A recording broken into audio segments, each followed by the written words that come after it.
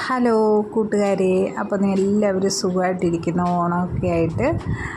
അപ്പോൾ നമ്മുടെ ജീവിതത്തിൽ ഒരുപാട് പ്രശ്നങ്ങളിലൂടെ നമ്മൾ മുന്നോട്ട് പോകുമ്പോൾ നമുക്ക് ഓരോ കാര്യങ്ങൾ നമ്മളിങ്ങനെ ചെയ്യുമ്പോൾ നമ്മളതിനെപ്പറ്റി ചിന്തിച്ച് അങ്ങനെയൊക്കെ ആയിരിക്കുമല്ലോ നമ്മളെല്ലാവരും വീട്ടമ്മമാർ എന്ന് പറയുന്ന സ്ത്രീകൾ എല്ലാം കടന്നു പോയിട്ടുണ്ടാവുക. നമുക്കൊരുപാട് പ്രശ്നങ്ങൾ നമ്മുടെ മുന്നിലുണ്ട്. നമുക്ക് ടെൻഷന്, എന്താ പറയുക, ഡിപ്രഷൻ സ്റ്റേജൊക്കെ നമ്മൾ തരണം ചെയ്തിട്ടാണ് നമ്മൾ ഇങ്ങനെ ഒന്ന് കടന്നു വന്നിട്ടുണ്ടാവുക.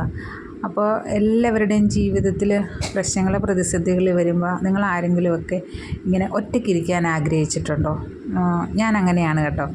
എൻ്റെ ഒരു അനുഭവമാണ്. എന്തെങ്കിലും പ്രശ്നങ്ങൾ വന്നു കഴിഞ്ഞാൽ എനിക്ക് കുറേ സമയം ഒറ്റയ്ക്കിരിക്കണം. ഞാൻ അതിനെപ്പറ്റി ഇരുന്ന് കുറേ ചിന്തിച്ച് അവസാനം ഞാൻ തന്നെ ഒരു തീരുമാനത്തിലെത്തും. ഞാനിങ്ങനെ ഇരുന്ന് ചിന്തിച്ചിട്ട് കാര്യമില്ല.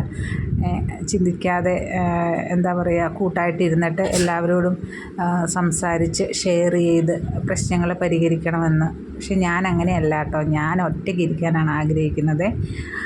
അതെന്തുകൊണ്ടാണെന്ന് എനിക്കറിയത്തില്ല. ഞാൻ അങ്ങനെയാണ്, നേരത്തെ തൊട്ടേ അങ്ങനെയാണ്. ഒറ്റയ്ക്ക് കുറേ നേരം ഇരിക്കുമ്പോഴാണ് എനിക്ക് ഒരു റിലീഫ് ഉണ്ടാകുന്ന, ആ ഒരു ടെൻഷനിൽ നിന്ന്, ആ ഒരു ഡിപ്രഷനിൽ നിന്ന്. പിന്നെ ആരോടെങ്കിലുമൊക്കെ പറഞ്ഞാലൊന്നും എനിക്ക് അത് തീരൂല. അങ്ങനെയാണ് എൻ്റെ അനുഭവം കേട്ടോ.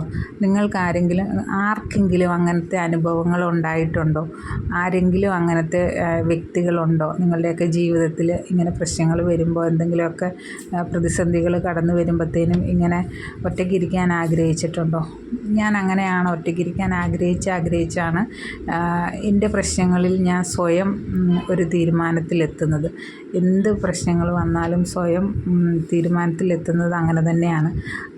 നിങ്ങളിൽ ആരെങ്കിലും അങ്ങനെ ഉണ്ടെങ്കിൽ ഒന്ന് കമൻറ്റ് ചെയ്തേക്കണേ. അപ്പോൾ വീഡിയോ ഒന്ന് സപ്പോർട്ട് ചെയ്തേക്കണം. Thank you.